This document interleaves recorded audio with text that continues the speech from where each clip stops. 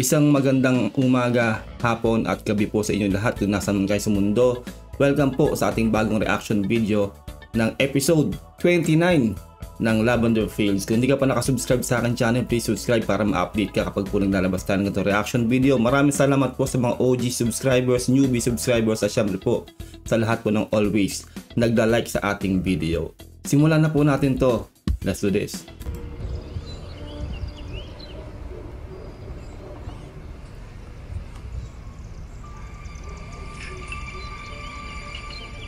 So, paano ka nagsimula sa business na to? Matagal na sa entertainment business yung pamilya ko. Marami kami mga resto bar kung saan-saan. Talaga ba? Oh, really?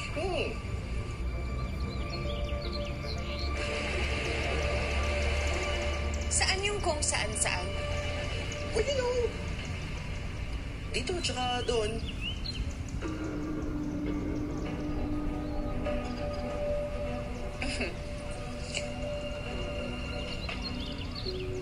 Pero saan ka talaga galing originally? Saan ang probinsya mo? Thank you.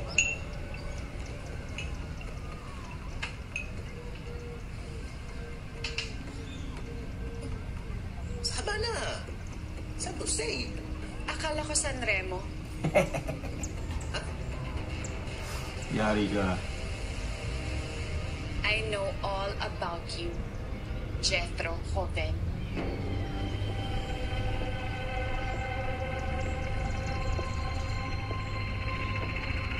Hindi nyo nakita yung may nilagay sa inyo mo?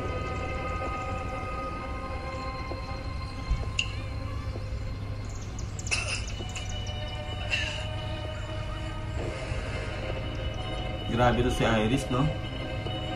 Ibang level. Nahilo na siya, oh. Palike ko ng video, ha? Salamat.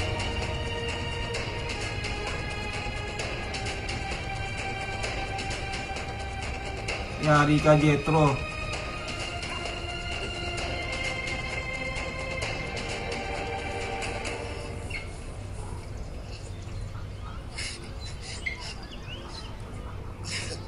Okay ka lang, bossing? Ha?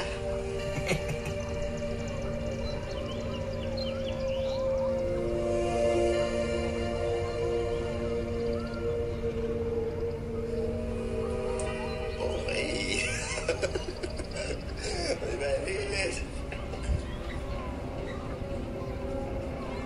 Grabe si Iris, no? Galing sa kanya kontrabida to si Janine. Mahusay.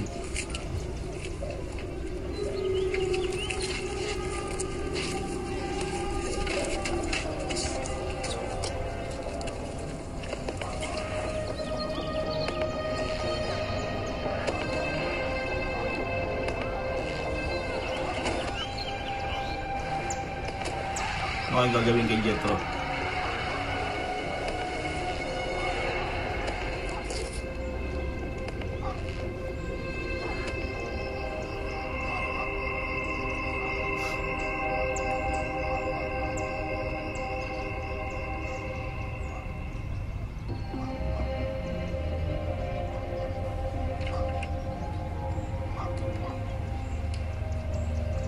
Oh, that's generous. Barya lang ho sa kanila yan negosyo ng mga Benavides. Tama. Doon daw natin malalaman yung sekreto na tinatago nila. Paano mo gagawin yun? Kailangan ko lang kung mas mapalapit pa kay Iris, kay Petunia, kay Lily at sa mga anak nila. Kailan madadating yung result ng DNA? Anytime na po yun.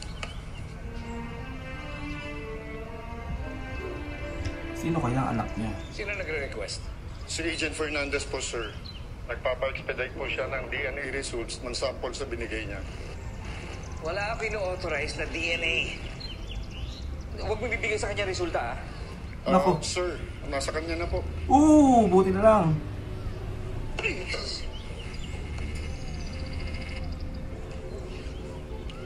Sir, please, kausapin niyo na ho si Deputy Ron. Kahit ano pang tingin niyo sa kanya, sir, hindi niyo madedenay, matalino yan si Deputy. No. Hanggang ngayon, alam niya, inaaskaso mo pa rin ang case ni Albano at ni De Vera. Bayaran yon, wag na. Pina-pressure na siguro siya ni Benavides. Huwag kalimutan yung pag-usapan natin. Hindi kita pinipilit na tulungan ako. Kapag ako nasibak, damay ka. Bago mangyari yan, sir, natiglunan natin ang mga tunay na kriminal. Iyan ang gusto ko. Positive ka mag-isip. Pero, iklaro lang natin, ha? Kung ano man ang mangyari, kahit anong mangyari, wala tayong sisihan.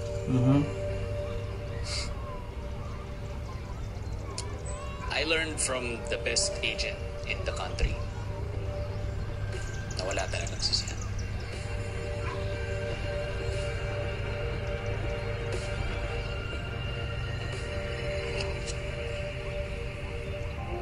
Sigurado ka ba? Ipapagawa ko sa'yo. Kaya na. Kung sakali bang malaman mo kung sino sa tatlong mga batang yan ang anak mo, sa tingin mo ba ganun kadali lang yun?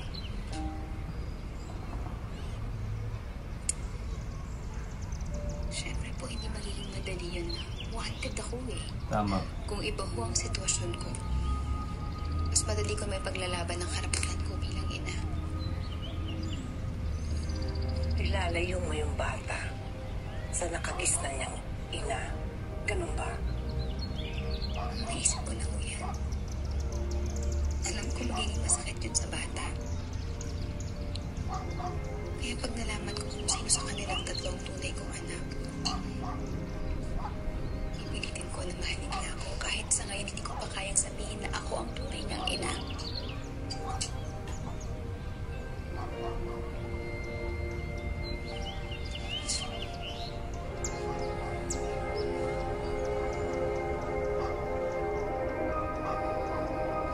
Sino kaya sa tatlo? Basta ako si Camila siguro.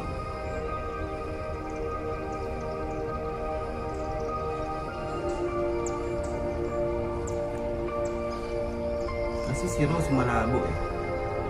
Bihirang ipakita si Rose.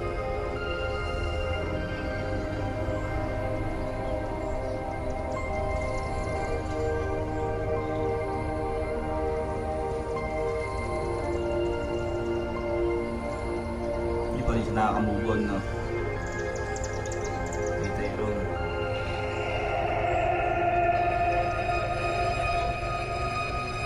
Magbabalik na si Tyrone. Nagpunta po siya dito, ang sabi po niya sa amin, kailangan daw po niya ng tulong. Tulong saan? Hinahanap po niya yung anak niyang nawawala.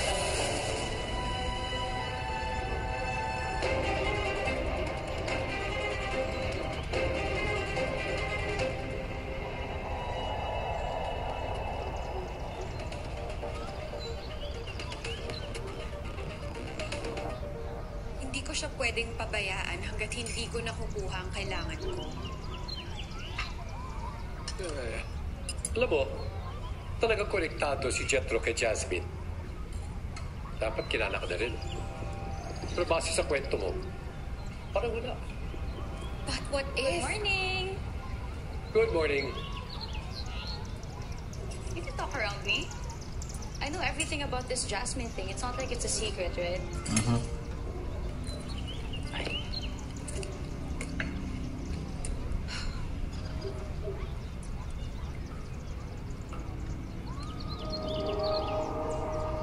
Ate, please be careful, okay? This woman seems very dangerous. You don't know the half of it. Worried lang naman ako na baka madamay si Dad. We need to be safe all the time. Look, I appreciate your concern. At alam ko na ayaw mo din madamay.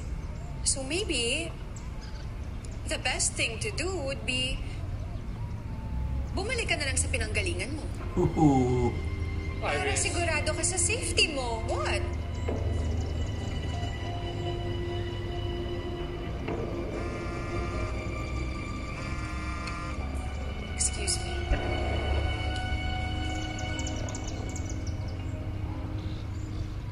gising na siya.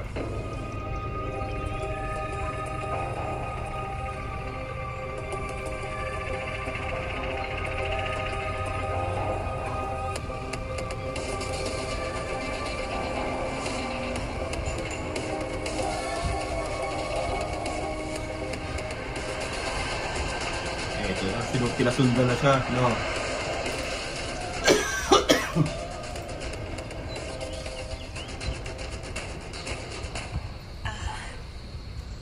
Asa na? Ito na, DNA.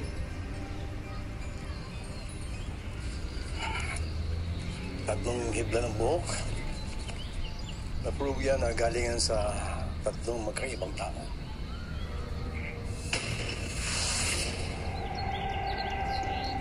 Para silang kakapatid, ano? Lagi silang kakasama. Ay, opo. Palagi po yung nasa bahay nga namin eh. Yan po yung paborito nilang laro, mag-ayos. Para daw po silang yung manika, yung sikat na manika.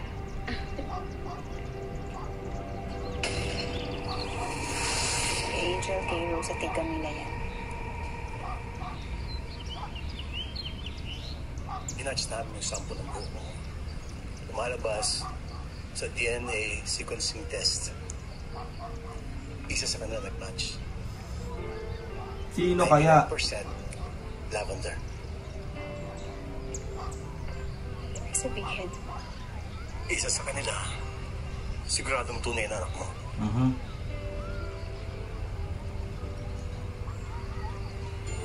Pero hindi yung unang inakala mo.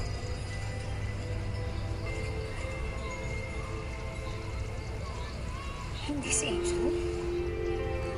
Sabi na eh. Baka si Camila. Si Camila.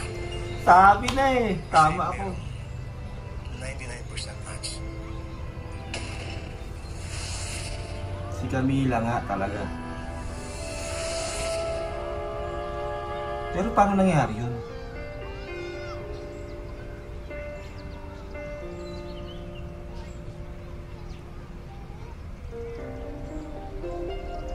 Eh di ba di lang ni Kalbo dun sa asawa niya yung ano?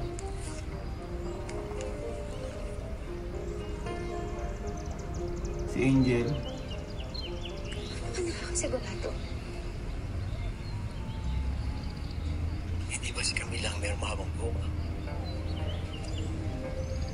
Match sa kanya yung haba ng strands ng buhok.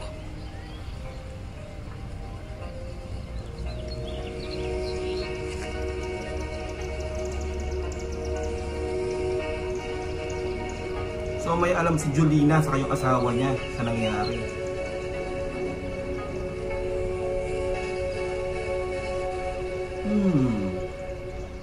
Huwag kang mag-alala, Liza. Oo, hindi ka abala. Oo, ako nang bahala sa mga batang. Ako nang maghahatid mamaya. Hindi na po, Ma'am Lily. Dadaanan ko na lang po si Angel dyan. O, sige. Okay, bye. Kids! Eto na, ready na ba kayo to eat your cupcake and drink your juice? Yeah! Ay, ito, alikan. Of course. Ayan na, oh. Okay ba? Wow, mukhang masarap to, Mami. Siyempre. Halika na. Dito tayo. Ayan. O, pili kayo ng colors nyo, ha? May sikreto silang dalawa. Baog siguro to si Jolina. Baog. Kain kayo, ha?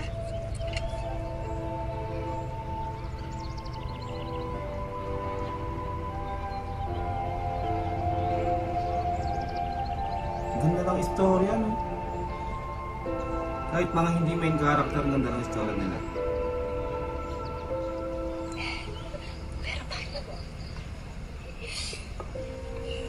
Nagbuntis si Lily, hindi ba? Paano kung magiging anak si Camila? Parang namang imposible yun. Kaya nga eh.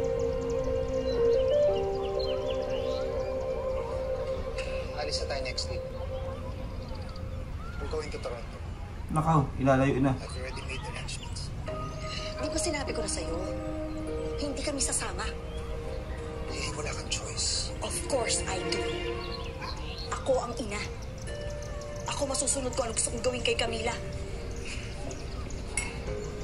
Alam mo ba, as we speak, may pinakidnap na tao si Iris. Someone related kay Jasmine. At alam mo... Ayoko nang marinig. Hindi ka pwedeng magbulag-bulagan basta. Hindi ko alam paano kinakaya ng konsensya mo na maging loyal sa isang pamilya. Sa isang pamilyang mamamatay tao.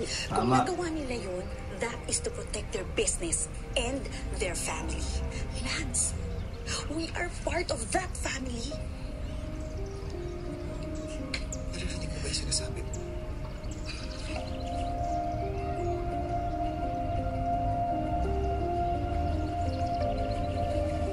Kung baka ilayo na si Camila, kailangan gumawa na ng action si Lavender.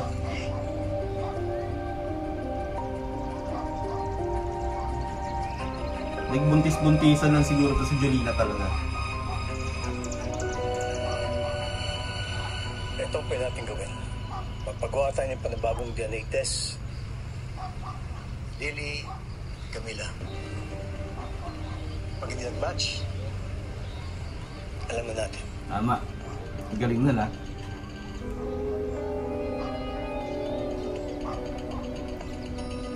Kaso nga lang alis na sila eh. Oh my gosh, Camila, baby! Happy birthday to you! Happy birthday to you! Happy birthday, happy birthday, happy birthday to you! Happy birthday, Ninang! Oh, thank you, baby. You're so sweet. But isn't it way past your bedtime? Kasi sinabi ko na nga, pero ayaw magpapigil. Anak, tulog na ha. You'll see your Ninang soon, okay? Good night! Bye, baby. Love you. Okay. Nung nagkasakit yung anak ko si Camila, siya ang nag-donate ng stem cell para kay Camila. Kasi hindi kami match nung asawa ko. Ganyan yung Ninang na yan. Camila's like the child I never had. So only the best for her. So you want me to do Camila's birthday party? Yes. It'll be my birthday gift for my favorite inaanak. Hirap na yung puso niya. Nakasakaisip niya. Thinking kasi that this Jasmine is still looking for her child and maybe she was suspecting that it's one of Camila's guests. So I decided that we should take matters into our own hands. I want to find that child myself.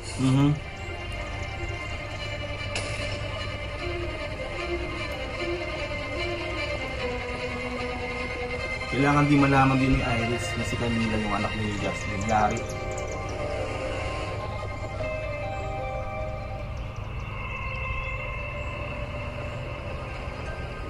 I have to get you, no matter what.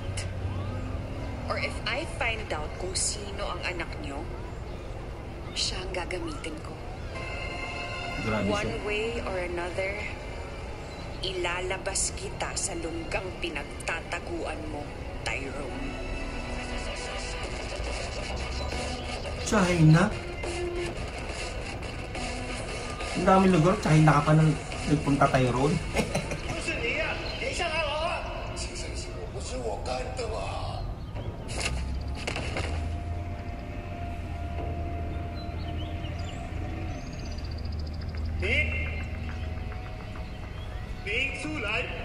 Ito na si Tyrone nyo.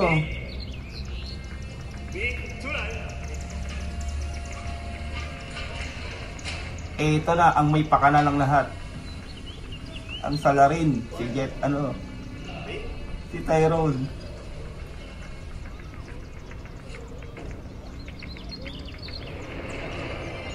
Ay nako Tyrone, nang dahil sa'yo, nagkanda leche-leche buhay ni Jasmine. Nako.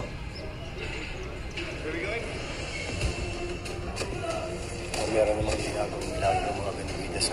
Saan Pierre yan? Susunod ka pa. Kasama ko. Yung asawa ng Tyrone. Probinsya na pala yung makakaisa sa'yo.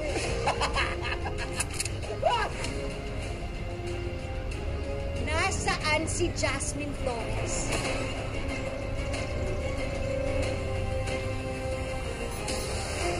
ating napanood ang napakagandang istorya syempre ng Lavender Fields. At syempre ito na nga, lumabas na nga itong si Tyrone. Sa susunod na episode, masasaksihan na natin o siguro baka malaman na rin natin kung bakit ginawa talaga ni Tyrone yun o talagang may konektado siya sa asawa rin ni Chip. See you all, mag-iingat po kayo lahat. Don't forget to subscribe sa mga hindi pa nakasubscribe. Like this video. God bless and peace out.